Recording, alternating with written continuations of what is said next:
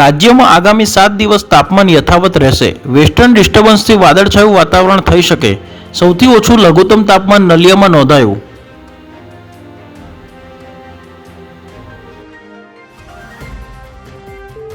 रुदण गाम में दरगाह विवाद, बे जूथों वच्चे અથડામણ, 17 लोग सामे सामसामी फरियाद।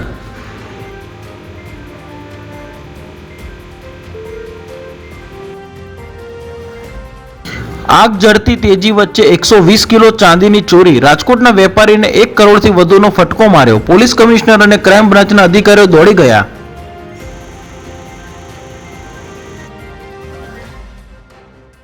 राजकोट महानगरपालिकाનું રૂપિયા 3595 કરોડનું બજેટ રજૂ। Door to door garbage collection અને વોટર ચાર્જમાં 50 થી 120% વધારો સૂચવાયો। સાયકલની ખરીદી પર લોકોને 1000ની સહાય। સુરતમાં ધંધામાં ખોટ જતા ચોરીના રવાડે ચડ્યા 4 વેપારી। બીજાના કારખાનામાંથી ખોટા ડાયમંડની ચોરી કરીને ધંધો કર્યો। 6 મહિનામાં 5 જગ્યાએ 15 લાખની ચોરી કરી, 3ની ધરપકડ।